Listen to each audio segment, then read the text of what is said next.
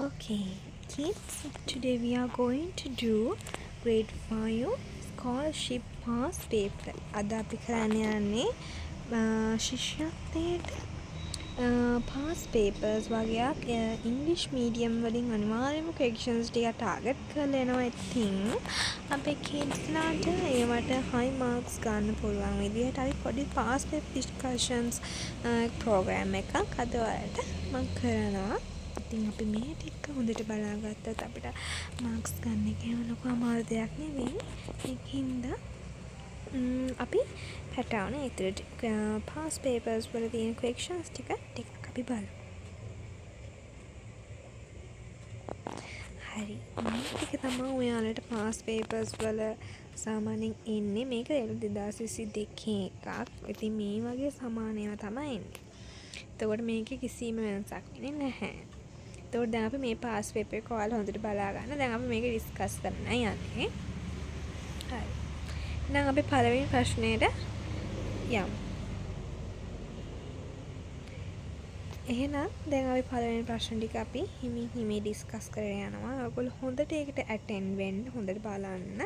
එතකොට ඔයාලට මේක මගේ ඇරෙන්න. එතකොට ඔයාලට ඉක්මනට මේ ක්වෙස්චන්ස් වලට ආන්සර් කරන්න ගැහැටි කියලා දෙන්න පුළුවන්.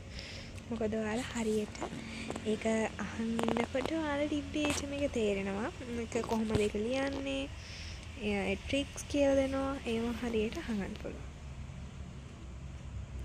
හරි. පළවෙනි එකට අපිට තියපි පළවෙනි එක නේම් කරන්න. හරි. ඒක නේම් කරන්නේ කොහොමද? ඔයාලට පේනවා මේ ඉන්නේ කවුද? එළුවෙක්. එතකොට දැන් අපිට මේක සිංහලෙන් නෙමෙයි ලියන්නේ කියලා තියෙන්නේ. අපිට මතකයි මම මේක ඉංග්‍රීසි වලින් ලියන්න තියෙනවා. ඊට පස්සේ අපි එළුවට ඉංග්‍රීසි වලින් කියන්නේ goat කියලා. හරි. අපි දැන් ඉස්සෙල්ලාම goat කියලා මේ මම රතු පාටින් ඔයාලට පේනවා ඇති මම ටයිප් කරලා තියෙනවා. ඔයාලා මේ විදිහට මේ බොක්ස් වල හරියට දාන්න ඕනි. කුරු වැරදෙන්න බෑ. හරියට දාන්න ඕනි. හරි. එහෙනම් අපි සෙකන්ඩ් පික්චර් එකක් බලමු. හරි. සෙකන්ඩ් පික්චර් එකේ තියෙන මොකද්ද? ඔව්.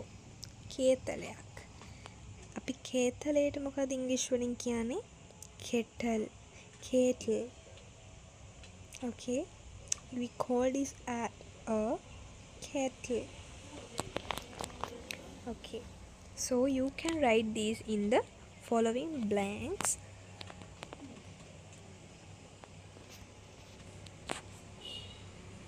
Now we are going to refer for the second questions. හරි.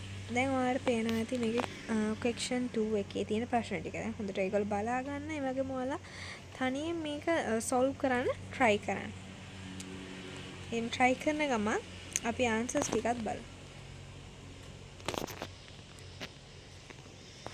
Okay. දැන් මේක ඔයාලට පේනවා මේක jumble කරලා තියෙනවා. දැන් අපි jumble කරලා තියෙන එක තමයි අපි මේක correct order එකට ලියන්න. එතකොට අපි මෙහෙම jumble කරපු එකක් අපි correct order හරියට ලියනකොට අපි බලන්න ඕන අනිවාර්යයෙන් මේ jumble කරලා තියෙන එකේ capital පළවෙනියටම එන එක වචනයක් තියෙනවා. ඒ වචනේ තමයි පළවෙනියට එන්නේ.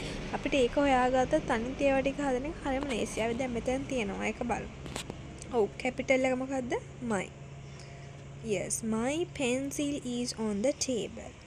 ඒක තමයි උත්තරේ. හරි. දැන් අපි second එක බලමු. I තමයි මෙතන capital. එතකොට I play with my friends. Okay, I play with my friends.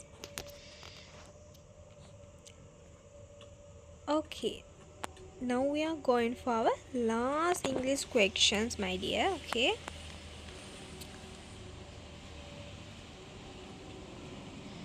Okay. එක් ඉංග්‍රීසි වචනේ අර්ථය සිංහලෙන් ලියන්න. එතකොට සුග කියන්නේ මොනවද? සීනි. ඔව්. එතකොට ඒකට උත්තරේ හරි. එතකොට රේන්බෝ කියන්නේ මොකද්ද? දේ දුන්නට. එතකොට මේක තමයි උත්තර ටික. හරියම ලේසි. මොකක් හරි ප්‍රොබ්ලම්ස් තියෙනවා නම් දාන්න. තව පාස් පේපර්ස් ක්වෙස්චන්ස් කරමු. ඒ වගේම තව තියෙනවා ඔයාලට මේන් targeting questions ඒවා කරපුවාම ඉක්මනට ඔයාලට මේ questions වලට answer කරන්න පුළුවන්. ඉතින් මොන හරි problem එකක් තියෙනවා නම් drop a message please and I wish you all the best, my dear kids, for your scholarship for the grade 5 students. All the best. Thank you.